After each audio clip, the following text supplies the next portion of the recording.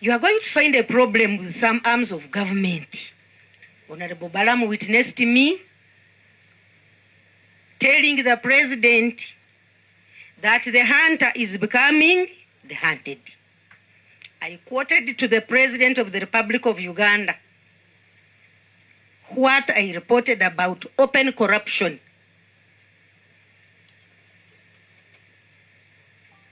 Even if you are not an accountant, how can the Ministry of Finance release money to your district?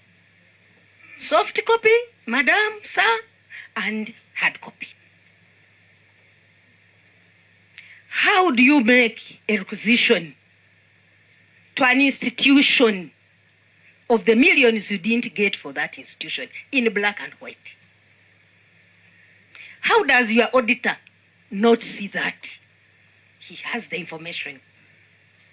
He's supposed to verify and approve.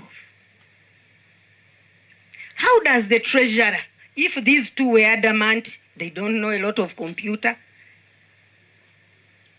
also pass the payment and append his signature as signature? And how does the town clerk, the final approver, also approve from the beginning up to the end? When I reported that case, I walked to Honorable Matia Kasaija. I said, first ascertain, am I witch hunting people or I'm reporting the truth? Append your signature on the releases. And he appended it and stamped even. Matia Kasaija signature stamp date. Then I walked to the IGG.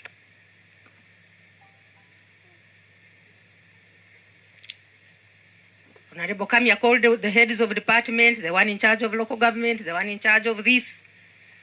This is a minister, she has come to work with us, but she has a problem. She assigned the one in charge of local governments in front of me. Now, ask yourselves, what is the fate of that case? I continued urging the president until he invited them to cabinet. Honorable Kamia with her team, the first sent commissioners, he chased them. Then they came themselves, IGG and corruption, DPP with their staff. These are the words I quote from Isoke. We are different departments, we do ours. As for me, I charged the culprits, the suspects. Now when he charged them, what happened? So we are failing partly because of other organs. I took a baraza as recommended by Honorable Kamia. I will bring you radio recordings where I was being hanged for that baraza. We argued for a team for Soke, a team for the suspects. You don't have the moral authority to tell people, you in parliament, you are stealing money. Don't generalize. Say who stole. So that case ended where, and those are part of the monies that are hitting some people. People are not failing because they are weak. I didn't fail because I was weak. I failed because there was concerted effort to fight me. And I want to say it before that, Camille. And you give a copy to the president.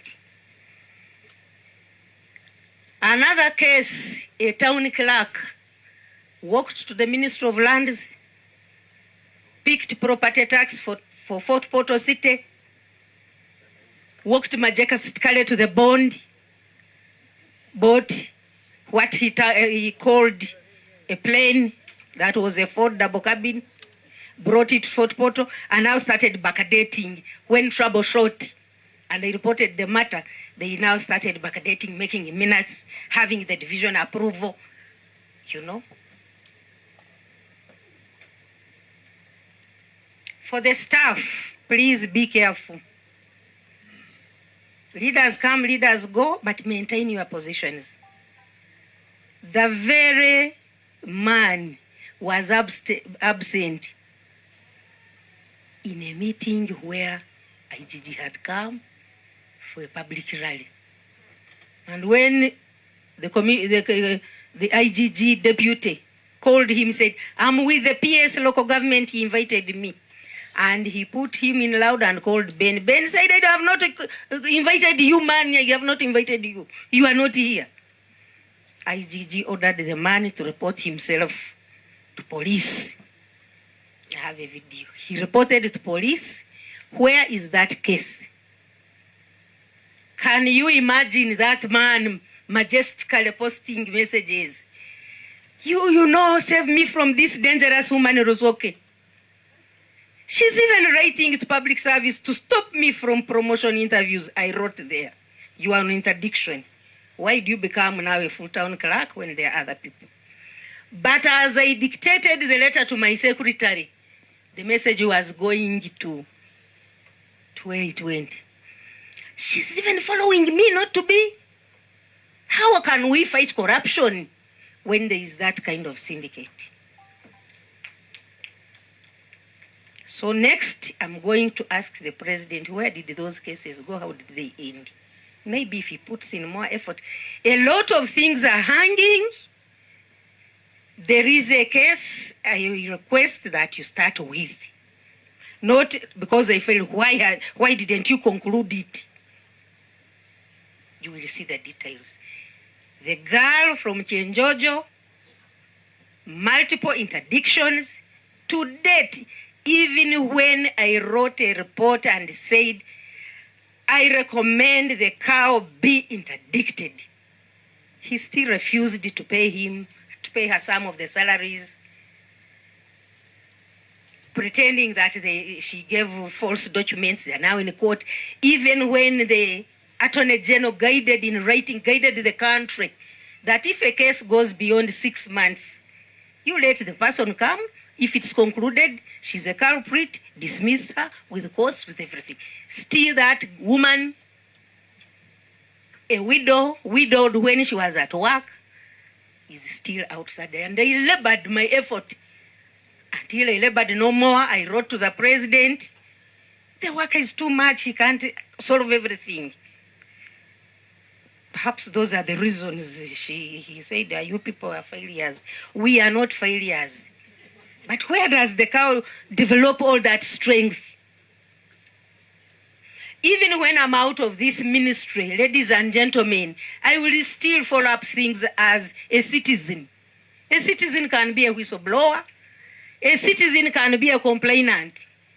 So it's not a good riddance. I'm still there, and I will guide. He's telling me time. Yes, time. But they need these things. They need them. Always budget for time. Maybe you should have prepared lunch.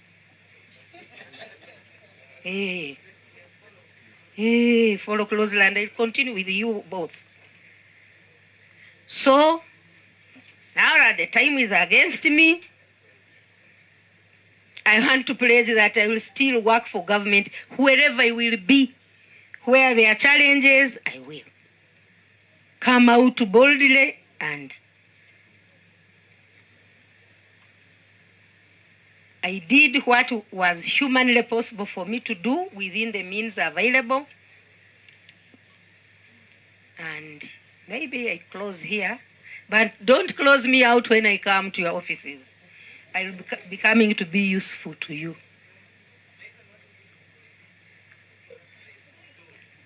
We shall be selfish women. He's on me. Even when the president came to Kavarole, before I started talking, the speaker came and said, don't talk. City has already talked. As another one came, please put the microphone down.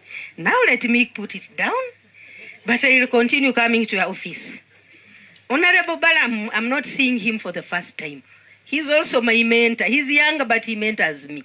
I go to him for consultation a number of times, midnight messages. So I will still find him. So ladies and gentlemen, for you who are still proceeding with government work, build your own legacy. Build your own history and be loyal. I would hear you talking and I would see things. So please, where you are wrong, you know yourself like the palm of your hand. This is the time to correct yourself so that these ministers find a new being and they knew from that as what you are. From better to best, the sky is your limit. Don't betray this country. I want to end with one sentence, that the truth will always come out. I'm so confident that all the truth around me will always come out. I've served with all the honesty, and I urge you younger people, as the backbone of this nation, if you are honest, the world will know you, will recognize you, and will appreciate you.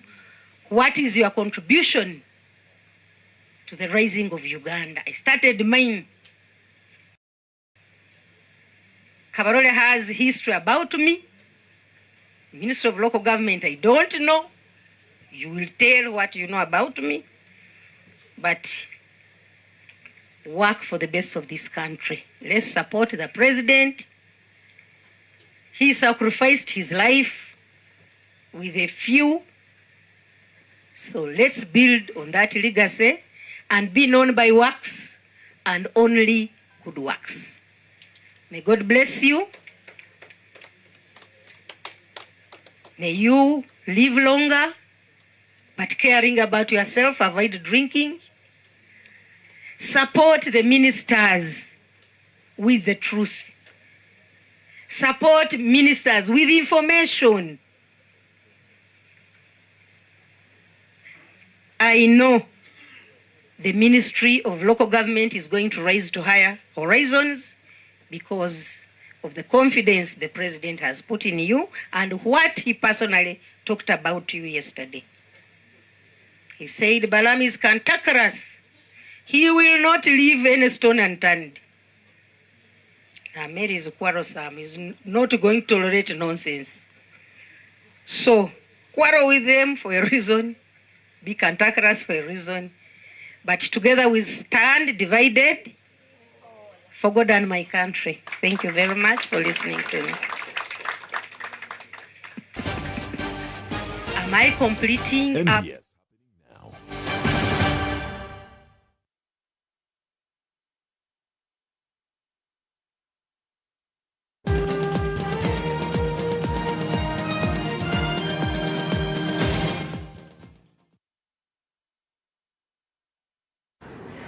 Good morning and welcome back to NBS Breakfast Meeting. My name is Tracy Ikopit and it is my pleasure to be hosting you this fine Friday morning. Now we're about to get into a discussion about the state of blood services in Uganda ahead of World Blood Donor Day. Now joining me to unpack this conversation further is none other than the Executive Director of the Uganda Blood Bank. It is so great to have you here, Dr. Dorothy. Thank you, Tracy. Good morning. Good morning, viewers and listeners. Morning, Vivo. Thank you for this sponsorship. Morning, our dear blood donors. And good morning, all those who are listening in. Amazing. So before we get into this conversation, perhaps you could just introduce yourself to our audience and let us know what exactly it is that you do. Chiune Dorothy Abazaire, the Executive Director, Uganda Blood Transfusion Services. I'm responsible for the overall activities of the Uganda Blood Transfusion Services. Thank you. Great. So maybe we can talk about the current state of blood services in Uganda today as we're approaching World Blood Donor Day. Thank you, Tracy. As we are all aware, June 14th is International World Blood Donor Day. This day is celebrated on June 14th every year internationally to thank all those donors, to thank all those people who have given their precious gift of blood to save humanity. And the theme for this year is One Drop for Humanity. Give blood to save life. So in Uganda, we are going to celebrate this day on Saturday tomorrow, starting at 11 it will be a low-key function because of the Ebola challenge. So we shall have few people come to the headquarters of the blood bank. And during this time, during these celebrations, we are going to launch a project for saving mothers from postpartum hemorrhage. Our chief guest is going to be Mrs. Charlotte Kainerugaba, who is our PPH champion in Uganda. So she's going to launch the project tomorrow at 11. Wow, amazing. Sounds like it's going to be incredible. So let's talk about the state of blood services in Uganda. Where are we at currently? Uganda has made major progress in building a national blood transfusion service. At present, we have 10 purpose-built regional blood banks. We have a regional blood bank in Arua. We have a regional blood bank in Gulu. We have a regional blood bank in Soroti. We have another one in Mbale, in Kampala, in Masaka, Mbarara, Fort Portal. And we have new regional blood banks that are being constructed. We have one that is being constructed in Moroto, in Lira, in Jinja, and even others are coming up. So we are fairly distributed. And these major regional blood banks are supported by blood collection and distribution centers in Yumbe, in Rukungiri, in Hoima, which has also become a new regional blood bank, in Kabale, and even Jinja is acting as a blood collection and distribution center. So we are fairly distributed, and we're also having another regional blood bank that's being constructed in Moroto by the Irish Aid Agency. So we are fairly distributed, and we are able to provide safe and adequate quantities of blood for the regional referral hospitals that are surrounded by these regional blood banks in a timely manner. Great. Okay. So how much blood does Uganda need annually, and how much are we able to collect? The needs for blood depends on the requirements. But according to World Health Organization, a country is self-sufficient when it can collect at least 1% of its total population. So our blood needs are geared towards the 1% of the Ugandan population. Currently, the population of Uganda is about, I think, around 55 million. Yes. So our target is to collect at least 1%. But currently, depending on the resources we have, we can collect, our target has been at about 460,000 units of blood per year. And we have progressed and achieved this because like last year, financial year 2024-2025, we collected 420,000 units of blood. So we are nearly there. And we collect this blood to save mothers with complications of pregnancy and childbirth, to save children with severe anemia due to malaria, to save the lives of accident victims, sickle cell patients, trauma, and even those complicated surgeries, because the healthcare system has really improved in the hospitals. And when the healthcare system improves, the need for blood always also increases. But the main challenge is that the demand is not terms aligning with what we collect from the communities and from the entire population of Uganda. Absolutely. So let's get into that. What do you think are some of the challenges that are contributing to us not being able to achieve that goal? The main challenge is the response to blood donation by communities.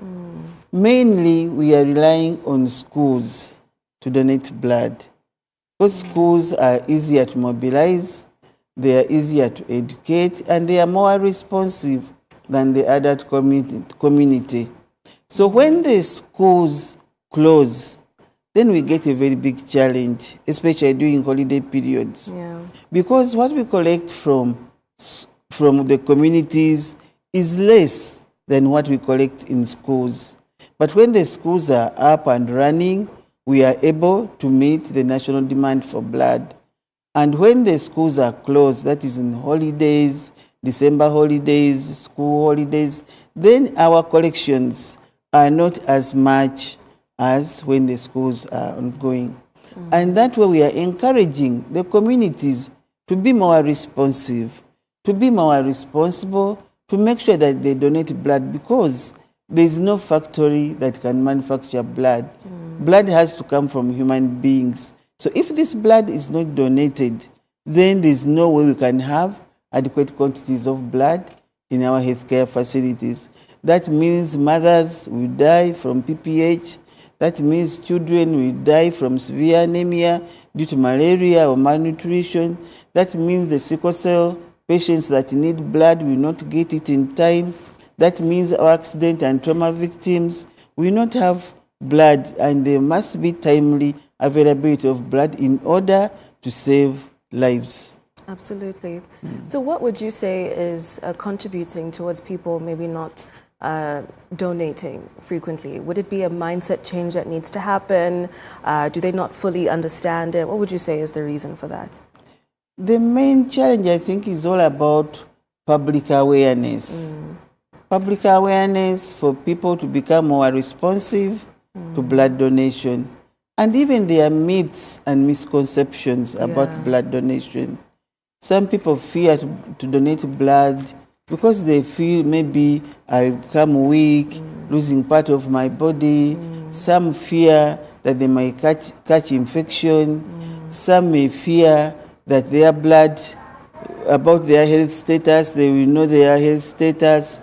Others may fear that their blood might be sold. So there are quite a number of challenges. And these challenges we are trying to address so that we make people know that blood donation is harmless, and blood donation is a health activity, and donating blood is a humanitarian act that everyone must be responsive to.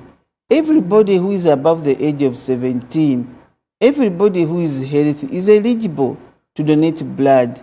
And when you come to donate blood, we must make sure that this blood donation will not harm you, the donor, nor is it going to harm the recipient of your blood. So the blood donation activity is a very safe activity that is done by highly qualified technical staff of the blood bank.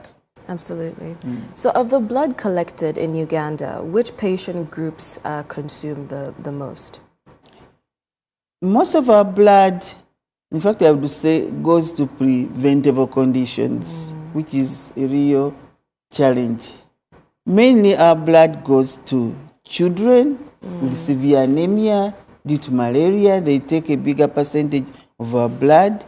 Also, our blood goes to mothers with complications of pregnancy and childbirth when they get PPH, and that's why you see Mrs. Kaine Rugaba is coming up to champion this cause, because many mothers are dying from postpartum hemorrhage when there is no blood.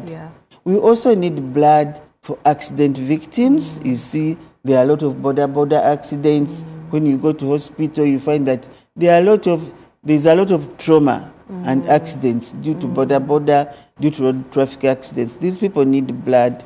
We also have sickle cell patients. You know, sickle cell is now a growing concern in Uganda. Many children have sickle cell, and they must have blood in order to survive. And also our cancer patients, they need blood, they need blood components, they need platelets, they need this blood to survive and be able to live a long life. And even we have now, with this improved healthcare facility, we have heart surgery, we have complicated surgeries, all these need blood.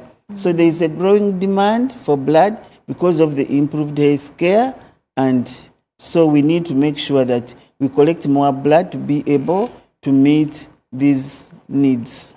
Absolutely. And what measures do you put in place to ensure that the blood that is being transfused is actually safe? I want to inform our listeners and viewers that blood, the blood we give out is safe. And blood safety begins at the donor selection procedure. When we go out to collect blood, we educate, we sensitize, we screen our potential blood donors to make sure that they are safe to donate, that this blood donation does not harm the donor himself or herself. So what we do, we take your age. You must be between the age of 17 and 60. We take your weight. You must be weighing above 50 kilograms of weight. We take your hemoglobin level, which must be above 12.5. And you must make sure that you are not on any medication, you are healthy, you have had a good meal. So, and there's a questionnaire that we administer to you to make sure that you are safe to donate. Yeah. And when you are safe, after we've realized that you are safe to donate, then we take blood from you, about 450 ml of blood only from you. And after we've taken this blood, we take it to the laboratory of the regional blood banks. And we further test this blood to make sure that this blood is safe. We test this blood for HIV, we test this blood for hepatitis B, for hepatitis C, and for syphilis, and we do blood group this blood so that we make sure that this blood is safe for transfusion. And currently we are using the most advanced testing technology, and every time we are improving this technology to make sure that we narrow down the time for infection. So this blood is given out when it is safe, 100% to the hospitals that need this blood. Yeah, absolutely. And blood that has been found to be positive, we remove it from the system and we discard it in a proper manner, in a quality controlled manner. Absolutely. And public confidence is key when it comes to blood donation. So compared to previous years, how safe is the blood that's collected in Uganda now versus back then? Blood is getting safer and safer because our main emphasis is to make sure that we put emphasis on regular voluntary blood donation. So we try to make sure that if you've donated blood for the first time and been tested, we encourage you to continue donating blood on a regular basis. Men can donate blood at least every 3 months, and women can donate blood at least every 4 months or at least twice a year. So don't just give blood once, because we need to enroll you on our regular voluntary blood donor panel so that you continue donating blood because you have been tested and we know you are safe to donate. So we emphasize regular blood donation on a regular basis so that we make blood more safe. Absolutely. For patients. Yes. So which regions in Uganda would you say have difficulty accessing blood mostly within the country? We are fairly distributed in all the regions in Uganda. Like I said, we have the northern region, we have Moroto, we have the east, we have the west. But then there are those areas that are hard to reach, the islands, where you may need a boat to transport blood, even those areas that are difficult to reach because of the road network and because of the traffic jams. So what we do is that we have taken these services closer to the people by having the distribution centers in hospitals. So we have these repository centers where we can keep blood, and then those health care facilities that are far can access these centers so that the services are taken nearer to the people. But we try to make sure that blood is available in the regional blood banks, and these hard-to-reach areas like the islands, like those that have a poor road network, can be able to collect blood on a regular basis.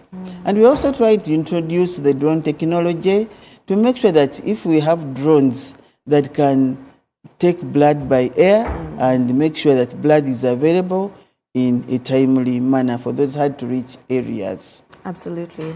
Now, we've touched on the importance of schools, how a lot of the supply comes from schools and what happens during holidays when it takes a bit of a dip. We've touched on some of the misconceptions.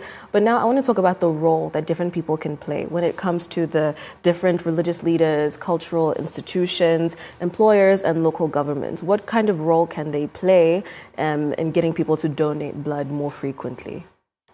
We are grateful to our partners because we have had a lot of support from partners, from the religious leaders, from the cultural leaders, from the Rotary, from organizations, from corporate social responsibility, who have come up to mobilize blood donation for UBTS. The main challenge is mobilizing and convincing people to come up and donate blood. The religious organizations can help us by talking to the people at church, encouraging them and demystifying the myths and misconceptions.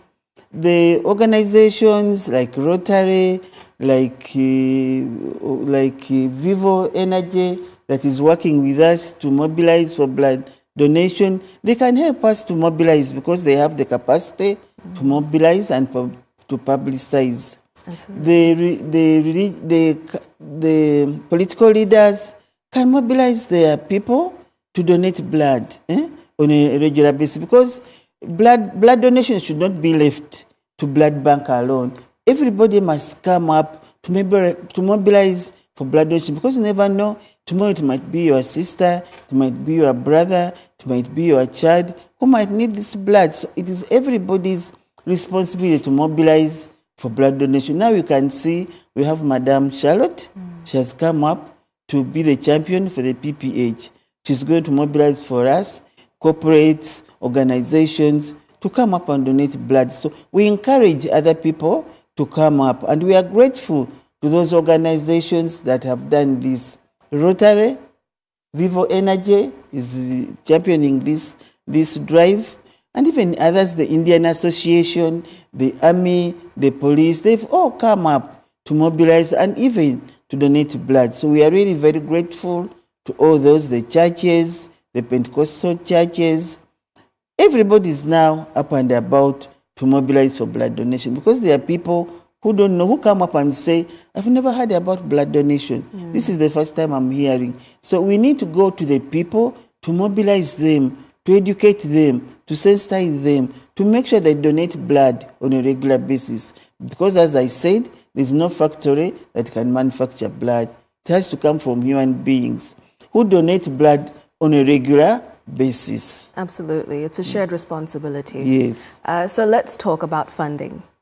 How adequately funding is the Uganda blood transfusion service to meet the country's growing demand for blood? Of course, we are grateful to the government of Uganda through the Ministry of Health. It has given us funding for activities. They've given us funding to procure medical supplies, for infrastructure, for vehicles, and we are really very grateful. But the main challenge is that we have this growing demand for blood. So we have to increase blood collection. So we need more resources. We need more resources, human resource, logistics, infrastructure, storage. And the government has really responded positively. So we are very, very grateful, but we need more. As of course you know, resources may not be adequate because it's quite expensive to process a unit of blood, from blood collection to testing, to storing, to distribution, and even to give it to the hospitals. So we do wish to have more resources. It costs like more than $100 to process a unit of blood. Wow. And you find that this is even more expensive than the most expensive antibiotic. But, you know, and all the needs for blood are preventable So if we could have proper antenatal care, if we could have good obstetric care, if we could have good postnatal care, if we could have reduced accidents, if we could have malaria control programs coming in, maybe the need for blood would only remain for those other conditions, cancer patients, sickle cell patients, and even now there is a program for screening in neonates for sickle cell.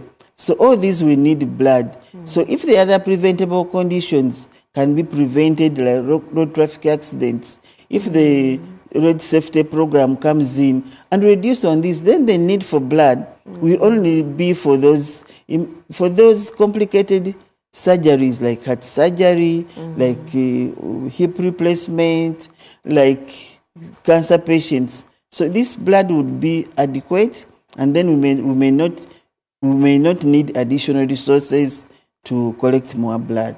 It's interesting that you say that, how all of these different factors affect the demand for blood in the country. You know, Yes. road accidents, preventable things, as you say. Yeah, they are preventable. Yeah, it's interesting. So 5 years from now, looking ahead, what should Uganda's blood collection system look like? 5 years from now, I'm looking at a well-organized, centralized and fairly decentralized system, having a regional blood bank for every regional referral hospital, because now we have 17 regional referral hospitals, but we only have 10 regional blood banks. So we need to construct additional regional blood banks for the other remaining regional referral hospitals. And then we are also looking at making sure that blood is available. No mother should die because of lack of blood. No child should die because of lack of blood. There must be blood everywhere. And there should be a proper system, digital system, from vein to vein. That is from the donor's vein to the recipient's vein. So this is what we are looking at, improving our IT system, improving our distribution system, improving our clinical use in hospitals so that blood is used appropriately, and making sure that the patient gets only that component he or she needs. If the patient needs red cells, then the red cells should be there. If the patient needs platelets, then platelets must be there. If the patient needs plasma, then it must be there. And even educating our clinicians to make sure that patients get only those components which should be available in all regional blood banks for the patient's need. Absolutely. So as we bring this to a close, perhaps we could share a message, you know, to the people that might be watching us right now. If they could only remember just one thing about blood donation, what would you want them to remember? People should remember that there's no factory that can manufacture blood. Blood comes from human beings, and they should come up and donate blood. It is their responsibility to make sure that blood is available for the patients, for the mothers, for the children, for the accident victims, for the cancer patients, for the sickle cell patients. So we need to make sure that blood is available. And I thank all those donors who have sustained the blood safety program, without whom blood bank would not exist. When there is no donor, then there is no blood bank. So donors must be there. And even communities must be responsive. Let's not leave blood donation to schools only, because when the schools go on holiday, then we have a shortage of blood. Yeah. Absolutely. Thank you, Dr. Dorothy. I think I've learned a lot. I'm pretty sure the viewers have also learned a lot about blood donation and how important it actually is. So thank you for having this conversation with us and telling us about the state of blood services in Uganda as we go to celebrate World Blood Donor Day. If you are watching, please do understand that blood donation is very, very important. If you're between the ages of 17 and 60 and you're above 50 kilograms, please do donate blood, save a life today, and let us make a positive difference in the country. Thank you so much for tuning into Breakfast Meeting. My name is Tracy, and until next time, God bless.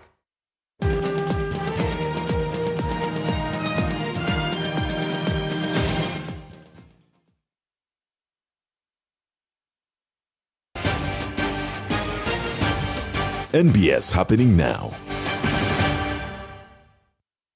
In public service, I've worked with the local government at all sectors, at all levels.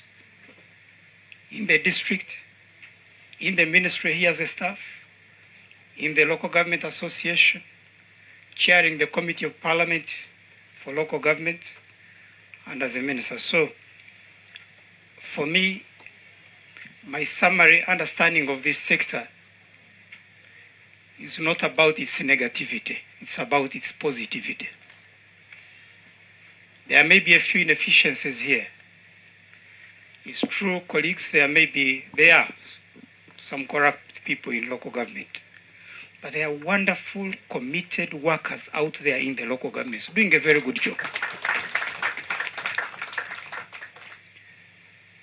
When you look at where we come from, 1992, October, when the president launched decentralization, and I've told you I was lucky. I was in the district as a planner, as a statistician.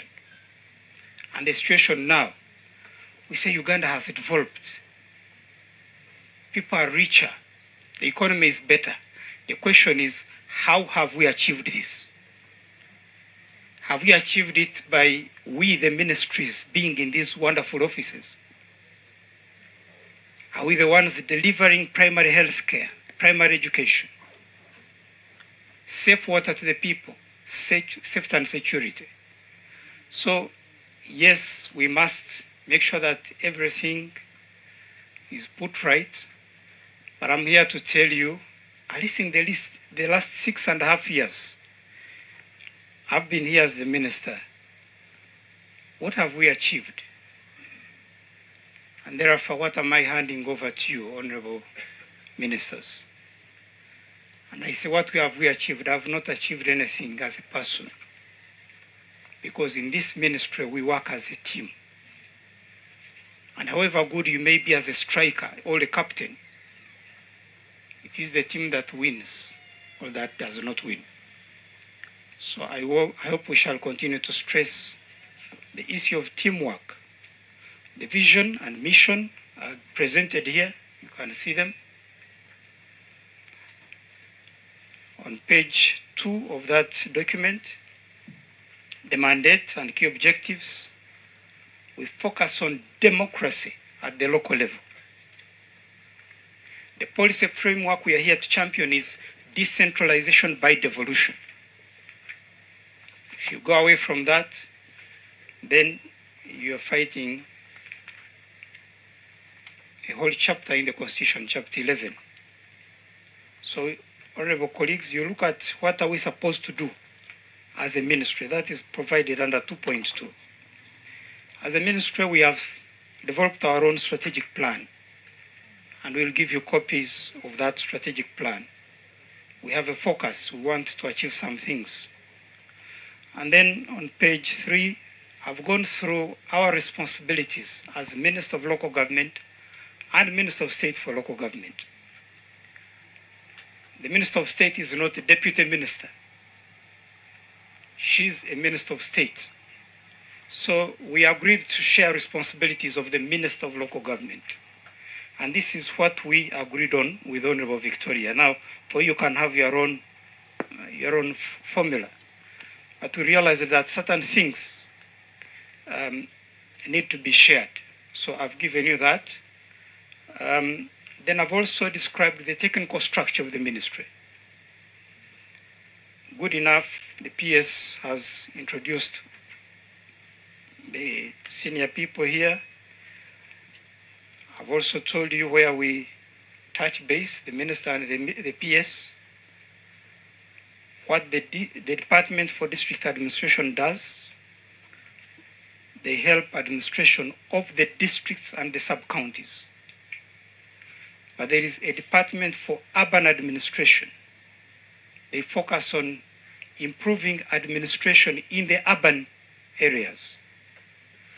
We have the Department for Local Councils Development, a very important department, especially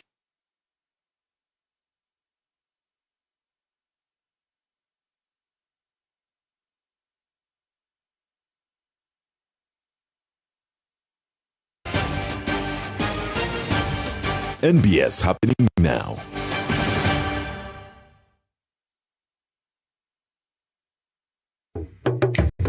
Eno y'ensibuko y'obulungi bw'ennyaffe Uganda. Ensozi ezigulumidde n'ebibira ebiziyivu kyokka nga bikwesezaabu. Wali olabye ku mazike wakati mu kiragala, obuwangwa n'ennono ebyewuunyisa.